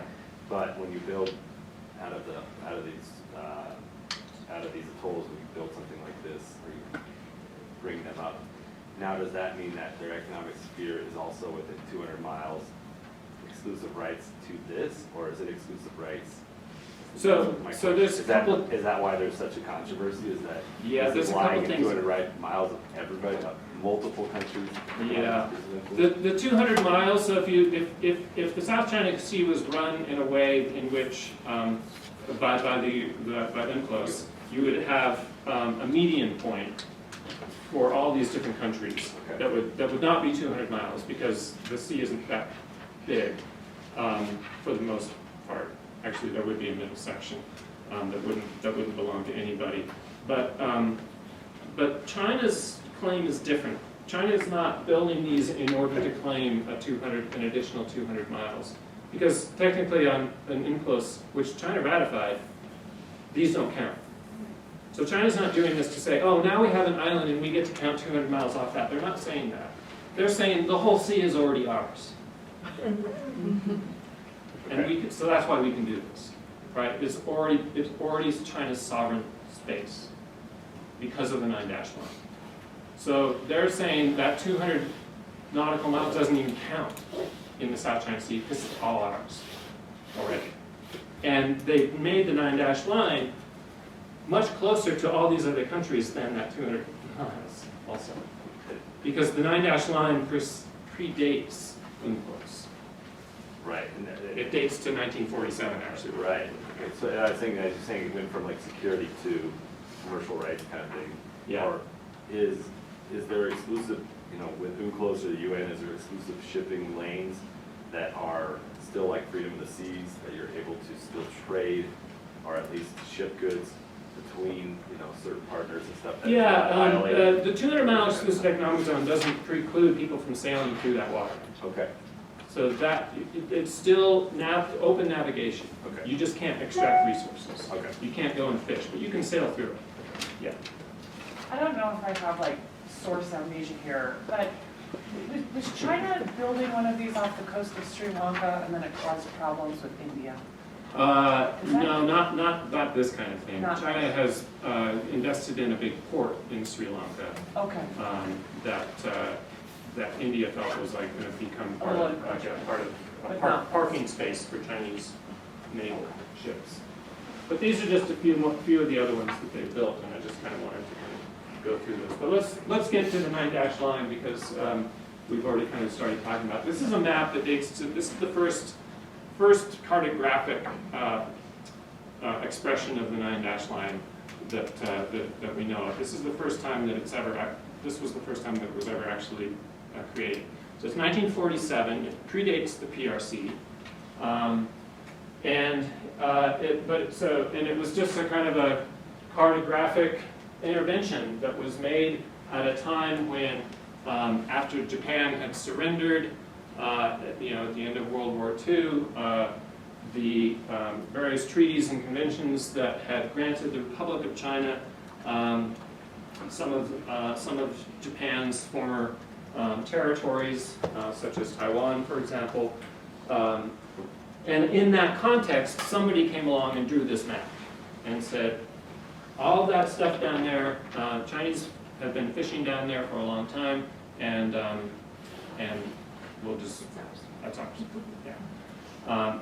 But you know, it's a weird thing, the 9-dash line, for all sorts of reasons. But no, cartographically, legally, it doesn't make any sense, right? It's the first time a line that would be used cartographically for a land-based border was put in the sea, right? Nobody had ever actually done that before, because there were no boundaries in the sea. There were islands that different countries would claim, but making a boundary like you make a boundary on a map for a land-based border and showing that cartographically on a map and putting that in the ocean, that had never been done before. And it's cartographically weird. It's legally obtuse and cartographically non-contiguous. Why the dash? Why did this particular cartographer choose? It's like, well, it's ours, kind of ish. You know, it's like sort of. The ambiguity of it is actually kind of its beauty. It allows for all sorts of different interpretations. It allows for claims to be made in ways that maybe a more solid line wouldn't have. Who knows? But you know, China's claim really was the first to flip everything on its head. Where normally what matters is the land that you control, and then you can say, well, we get this part of the ocean based on that land. This did the opposite. It started with the ocean boundary and said, we get all the land inside that, plus the ocean. And so, and sometimes it's an 8-dash line, sometimes it's 12, sometimes it's 11. The term 9-dash line has just become kind of a semantic catch-all for this claim. It's, of course, any map any official map of the PRC has to have it, and that's the first. You'll know that you're looking at an official PRC map if it has the 9-dash line, and you'll know that you're not looking at one if it doesn't. So all the maps that we see in this room don't have that. They're not Chinese maps. There's the Barbie map, the little 8. How they decided that was part of the 9-dash line is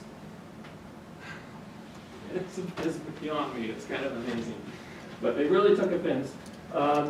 It shows up in Chinese passports, and so if you're traveling on a Chinese passport and you show up in many Southeast Asian countries, and India was doing this as well because it also shows some disputed boundaries in India, the Chinese claim. And anyway, if you're traveling to these places with a Chinese passport, they'll often refuse to stamp it because they think, well, that's somehow endorsing China's territorial claims, which is just kind of a silly minor issue. You had a map similar to this one, right? This is how we might view all the different competing claims with the not a dash line, but the red line showing the equivalent of what China's claim is compared to the other claims of Vietnam, Malaysia, Philippines in particular. And then another map, and if you look at the slide set, you can look at this one more closely, but this one shows the Spratlys more specifically, and it shows all the different installations that countries have built. So China has gotten all the attention because it's been building islands, but all these countries have installations on different rocks in the Spratlys, and they have for a long time. And it's not just China, but Taiwan has kept its claims as the Republic of China, right? But you can't see it in the back, and just take a look at the slide later on. But this is showing you all these different countries that have multiple claims. These aren't just claims; these are actual installations that they built something on one of these rocks to say this is ours. So all these different countries have been actively positioning themselves in ways to claim, not just claim space, but to protect fishing rights, to protect their citizens who go out and fish. And I don't think you mentioned, did you mention the 2016 Philippines claim? So most of you might know that in 2016, the Philippines took China to court, to UNCLOS, to the UN, to rule on whether or not China could legally, according to the UN conventional laws, prevent Philippine fishermen from accessing some of these parts of the Spratlys that were really close to the Philippines, to Palawan and whatnot. And there was a legal proceeding, and China lost that proceeding. And this is some of the highlights. Again, you can look at it more time later. But the arbitration rule, they refused to rule on who could claim sovereignty over different land features, different rocks, or anything like that. So they said that's not our concern. Nor can we delimit any maritime boundary between the parties. That's not our, we can't really say where the actual line should be drawn in terms of maritime boundaries. But they did say that China had not exercised exclusive control within the 9-dash lines historically, and so had no legal basis to the claim that all of that was, that they had historic rights to all those resources and to all that maritime space. And they concluded that China's historic rights claims over the South China Sea had no lawful effect outside of what is entitled under UNCLOS, right? So there's no other body that has the right to adjudicate this than UNCLOS. And UNCLOS is saying your claim has no validity. And they also criticized the island building. And they said this has caused irreparable environmental damage in a very fragile ecosystem, and that's a very bad thing. And again, they said these are rocks, they're not land, and therefore you can't use them as a basis for the exclusive economic zone. The ruling was rejected by China, but also by Taiwan, because it also has some its own kind of claims there that date back to 1947. And a lot of China's kind of allies lined up in support of that, with Russia, Pakistan, Sudan, Syria, Vanuatu, and Montenegro. I think Montenegro at the time was, China was building a big superhighway in Montenegro, and so the Montenegrins were like, yes, we support China's claim on this, we reject the impulse ruling. It was supported by Australia, Canada, Germany, Japan, New Zealand, the Philippines, of course, the UK, and the US. Interestingly, the trade organization for Southeast Asia, the Association of Southeast Asian States, ASEAN, is silent about this. Made no announcement in support of or against this ruling. And that tells you a lot, and so now we'll kind of transition to the role that Southeast Asia plays in Southeast Asia-China relations, because the fact that ASEAN was not willing to kind of go to bat for the Philippines or to kind of weigh in on this issue that is so fraught for Southeast Asia tells us a lot about why China has been able to make these claims. Partly because of its economic power. That nobody really wants to jeopardize that economic, their piece of that economic power. And I think otherwise just fear of provoking China further. I just want to kind of reinforce a little bit before we kind of get into some of the meat of these geopolitical issues, that this is an incredibly important region for world trade, for East Asia in particular. Half of the world's annual merchant fleet tonnage passes through the South China Sea every year.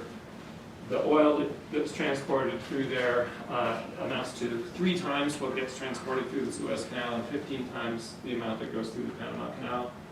The majority of fossil fuel energy supply that comes to Korea, Japan, Taiwan, and China sails through the South China Sea. It's an incredibly important sea transport space. This more than anything, I think, kind of defines, I suppose you could say, the United States' role in this whole issue, which is primarily one in which the U.S. says our job is to maintain freedom of the seas, right? So the U.S. role has defined itself as not really weighing in on sovereign claims per se, and not really weighing in on the validity of China's 9-dash line, although I think the U.S. supported the 2016 ruling, obviously. But the U.S. role and the role that the Navy plays is to keep these sea lanes open. And of course, the Chinese say, well, it's not our intention to close these sea lanes, obviously, but that's what the U.S. Navy does. So anyway, sorry, this is which one? This is crude oil that flows from the Persian Gulf through the Straits of Malacca and across the South China Sea to all these other places. I think this is liquid natural gas. These are both in terms of trillions of cubic feet. So it's huge. It's probably the world's most important waterway in that respect. China views the South China Sea basically the same way the U.S. views the Caribbean. It's their back door.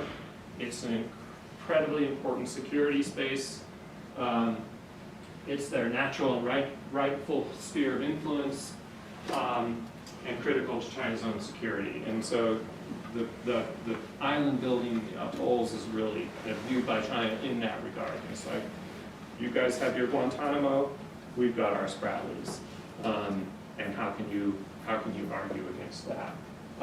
But the South China Sea claims are actually politically a hindrance.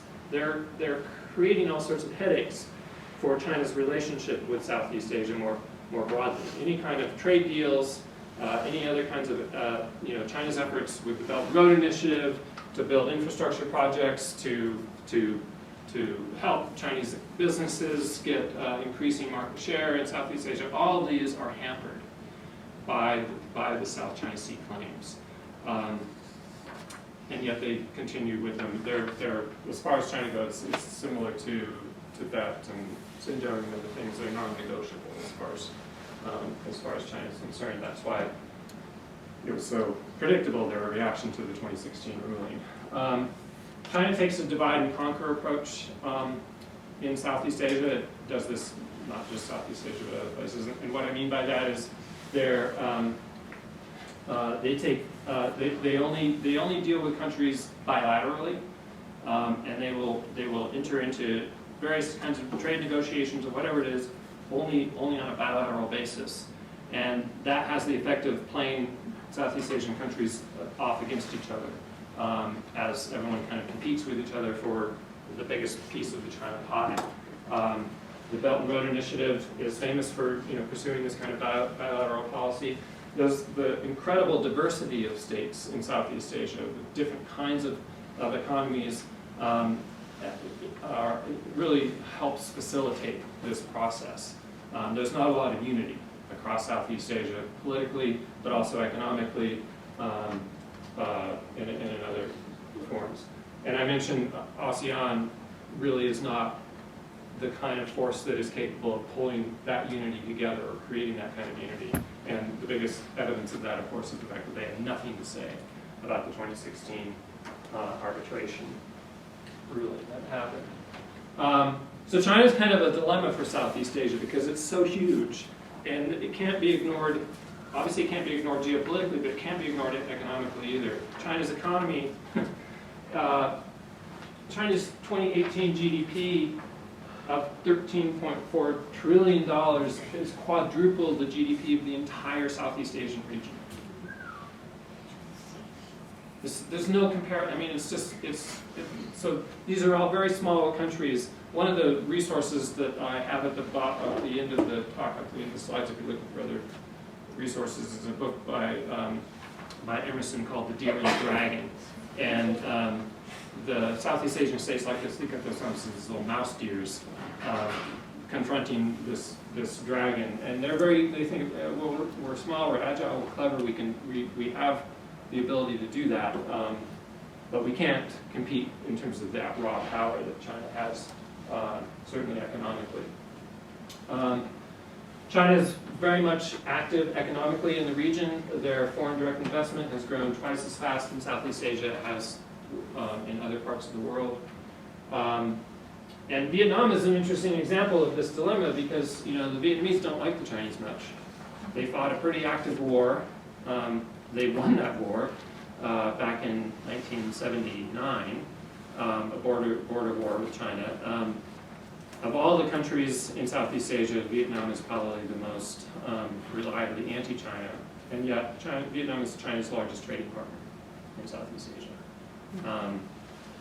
And so, the Vietnamese are like, yeah, we can't ignore this. And Vietnam is very active in making counterclaims against China in the South China Sea, and it has been active in setting up their own installations and things like that. And yet, they're very linked together economically in ways that we can't, here we talk about decoupling with China, but for a country like Vietnam, that's pretty much impossible. So China is very much there as part of that. How much? 5 minutes. Okay. So there was a survey that ASEAN did in 2018 of civil society leaders, political leaders, business leaders throughout all the countries of Southeast Asia. How do you feel about China? And these are some of the results.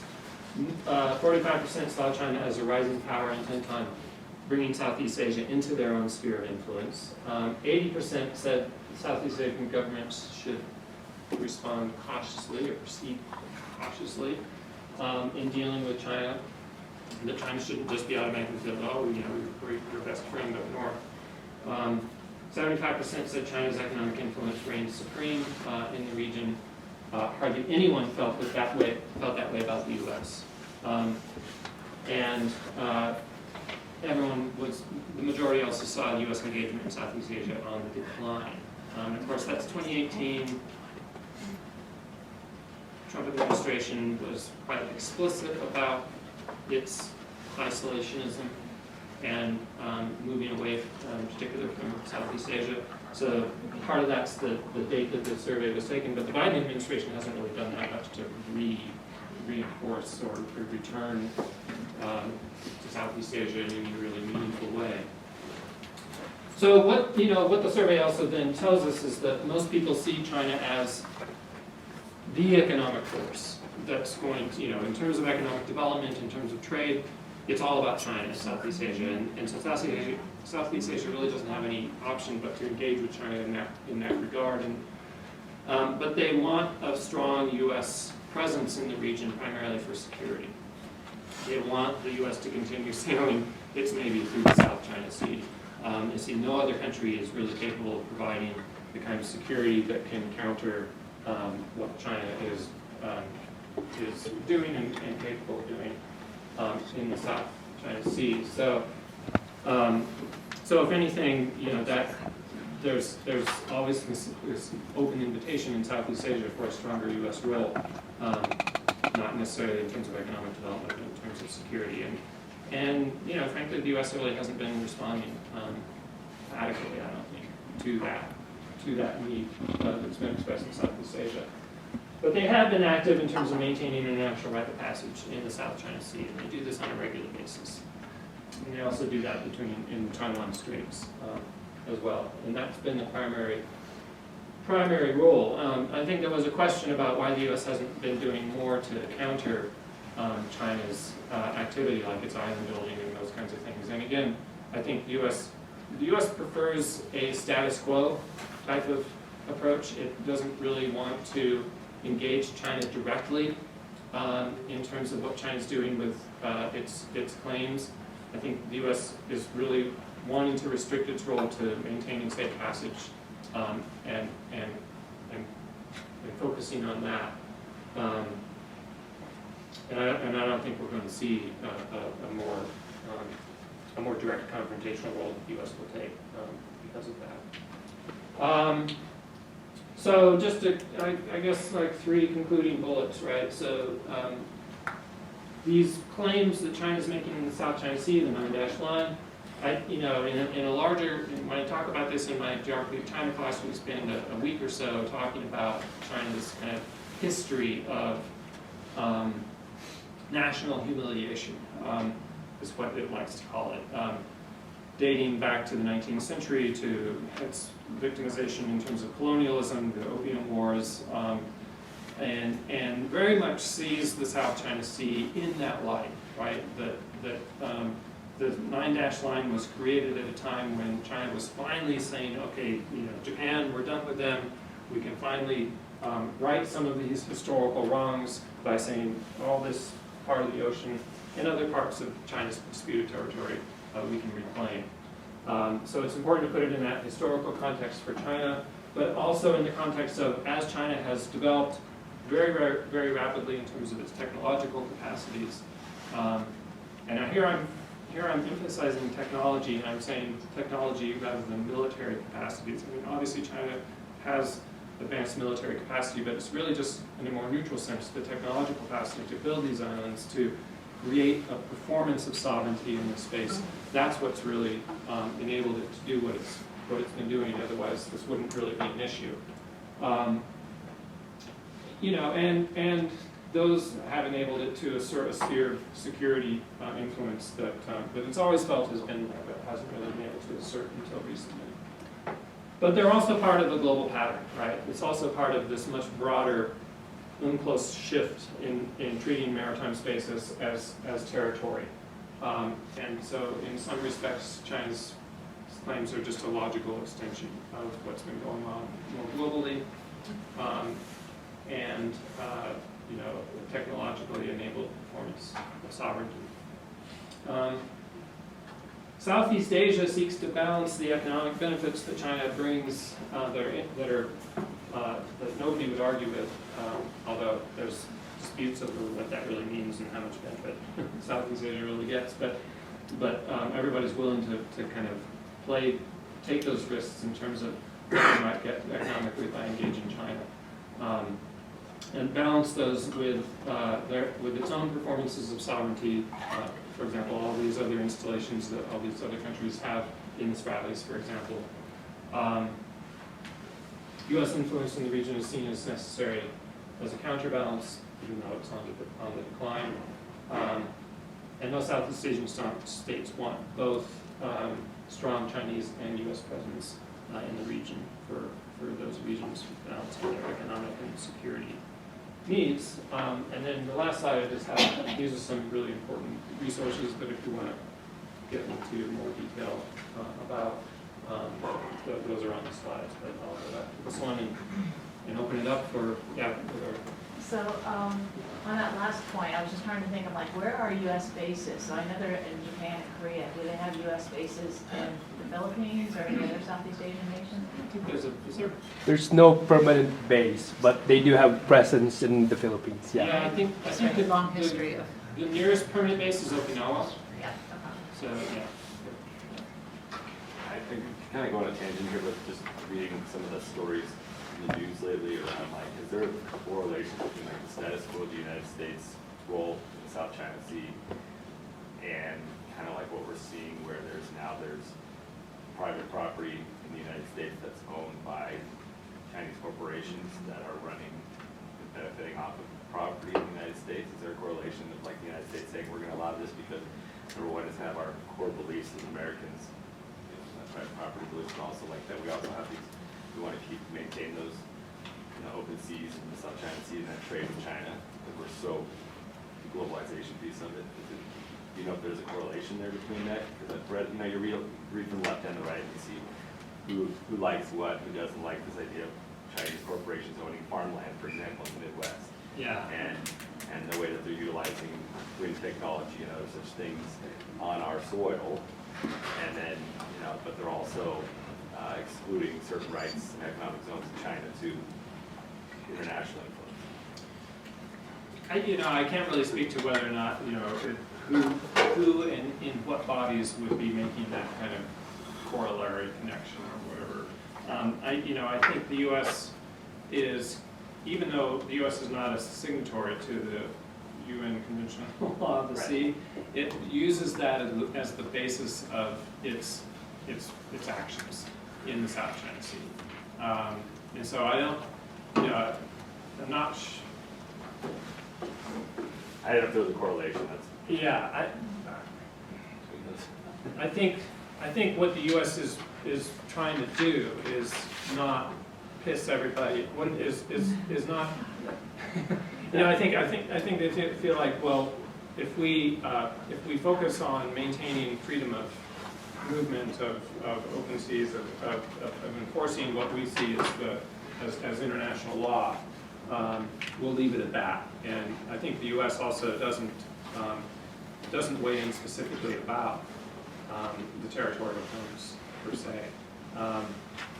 Part of that is also kind of the ambiguity of U.S. policy towards the Taiwan question as well, in which it kind of says, well, we recognize that China has a claim over Taiwan, but we officially don't, we have a one China policy that we follow. But the U.S. is very careful not to kind of legally say we support China's claim over Taiwan. They don't actually say that, and I think they take a similar approach in the South China Sea, if that makes sense. Any more questions? If everyone's good, then we'd like to thank them.